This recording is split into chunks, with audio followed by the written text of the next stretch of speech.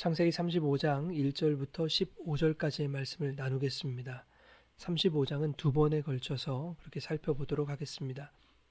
34장에서 야곱은 하나밖에 없는 딸 디나가 세상의 힘에 의해 강간을 당하는 그런 끔찍한 일을 겪었습니다. 그뿐 아니라 이 일은 자신의 아들들이 처참한 살육을 저지르는 단초가 됐습니다.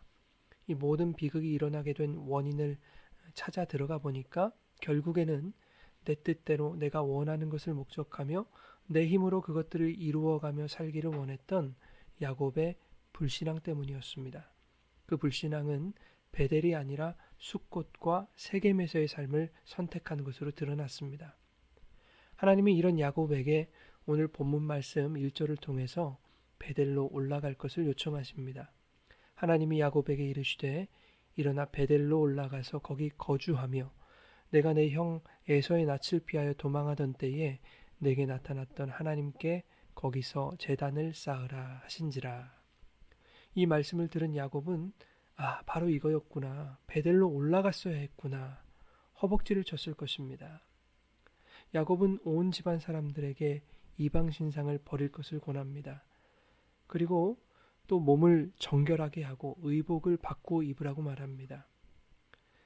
당시에 귀고리는 그 귀고리를 함으로써 자신을 지킬 수 있다라는 그 주술적인 의미가 담겨 있었습니다. 그래서 야곱은 모든 이방 신상들과 모든 귀고리들을 세겜 근처 상수리나무 아래 묻었습니다.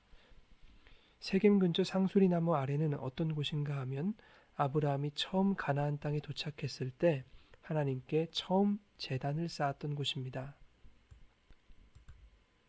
자신의 할아버지 아브라함이 하나님께 처음으로 제단을 드렸던 그 장소에 모든 이방 신상과 우상적 요소들을 묻고 이제 정결한 몸과 정결한 마음을 가지고 베델로 올라가서 하나님의 명령을 지키겠습니다. 라고 표현하는 것이죠.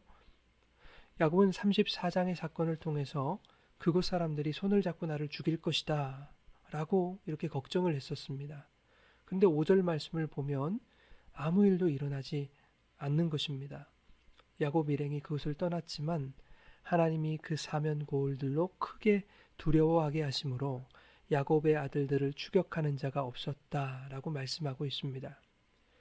우상을 묻고 의복도 갈아입고 정결함을 취하자 세상의 대적들이 잠잠해지는 것입니다. 이것을 통해 우리가 깨닫는 것은 문제는 외부에서부터 오는 것이 아니라 내부에서부터 시작한다라는 것입니다.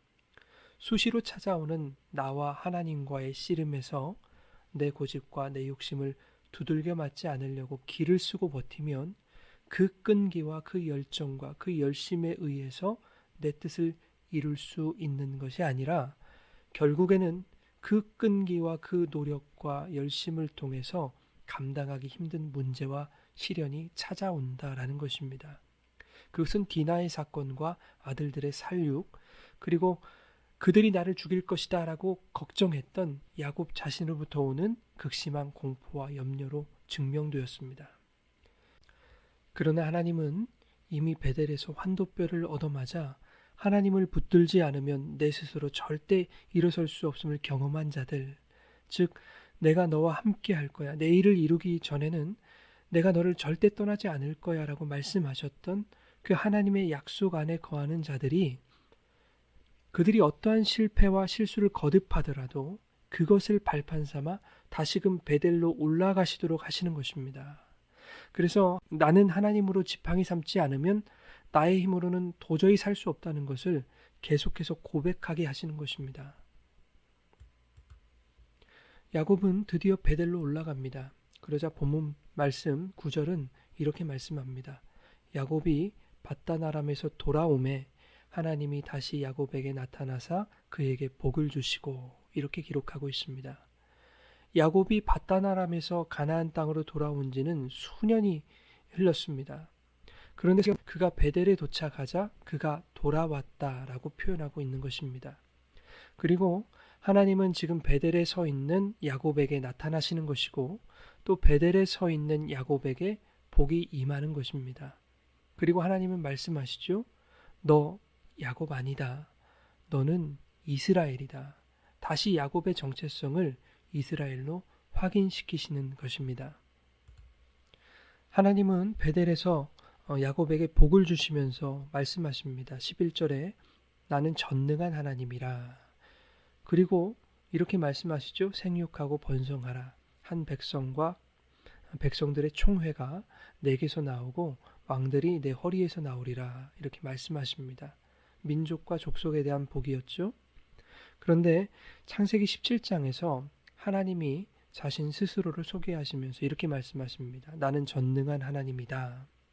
이렇게 엘샤다이로 자신을 소개하시면서 그에게 복을 주시는데 어떻게 주시냐면 내가 너로 심히 번성하게 하겠다. 내가 내게서 민족들이 나게 하겠다. 왕들이 내게로부터 나올 것이다. 라고 복을 허락하십니다. 이것이 28장에서도 반복됩니다. 3절에 보면 전능하신 하나님이 내게 복을 주시어 내가 생육하고 번성하게 하여 내가 여러 족속을 이루게 하시고 라고 말씀합니다. 이것은 전능하신 하나님께서 당신의 전능하심을 복으로 나타내신다라는 것이고 그 복을 반드시 완성하심으로 자신의 전능하심을 증명하시겠다라는 하나님의 강력한 의지를 보여주는 말씀입니다. 이렇게 반복되는 말씀이 의미하는 바는 하나님의 전능하심은 신자가 베델에 있을 때 나타나는 것이다 라는 것입니다. 하나님의 복 또한 신자가 베델에 있을 때에 우리에게 허락된다 라는 것입니다. 내가 하나님이 원하시는 그 베델에 있지 않으면서 하나님의 능력을 구하고 베델에서 환도뼈를 얻어맞을 그 각오도 하지 않으면서 하나님의 복을 원한다면 그는 약속 안에 거하는 신자일 수 없다는 것입니다. 여러분, 베델은 무슨 뜻이었습니까? 하나님의 집이라는 뜻 아니었습니까? 그러므로 신자들에게서 하나님의 전능하심이 나타나고 하나님께서 신자들의 삶을 통해 약속하신 그 복을 이루어 가시는 증거들은 우리가 하나님의 집 안에 거할 때라야 나타날 수 있다는 것입니다. 여러분, 베델, 즉 하나님의 집은 성전을 말합니다. 온전한 성전은 죽으시고 3일 만에 부활하신 예수 그리스도입니다. 그런데 그 예수님이 성도 안에 들어오심으로 또한 우리가 성전이 된 것입니다. 성전은 내가 주님 안에 거하고 주님이 내 속에 계시는 그 모든 상태를 성전이라고 하는 것입니다. 다시 말하면 임마누엘의 삶이 성전에 거하는 삶이라는 것입니다. 임마누엘, 하나님이 나와 함께 하심으로 하나님의 뜻이 나의 뜻이 되어지고 그 뜻이 내 삶에 이루어지는 것이 바로 복받은 삶입니다. 여러분, 우리는 때때로 옛 야곱의 모습과 또 육신의 정욕, 세상의 탐심으로 가득 차 있는 나 자신을 발견할 때가 있습니다. 그럴 때마다 신앙의 슬럼프가 찾아오고 또 여전히 발전하지 못하는 나 자신에게 대한 절망과 낙심이 찾아옵니다. 그러나 하나님은 그러한 자신의 절망적인 요소들을 들고 하나님 앞에 나아오는 자들을 떠나지 아니하시고 베델에 서 있는 여러분들과 늘 함께 하심으로 여러분을 복 있는 자녀로 완성해 가실 것입니다. 오늘 여러분의 베델은 어디입니까? 여러분은 오늘 어디에 기둥을 세우고 무엇 위에 전제와 기름을 붓겠습니까? 야곱이 베델로 돌아오자 그가 밧단 아람에서 돌아왔다. 이렇게 성경이 말씀하시는 것처럼 여러분 오늘 하루도 하나님이 함께 하시는 임마누엘의 베델로 돌아오시는 우리 모두가 되기를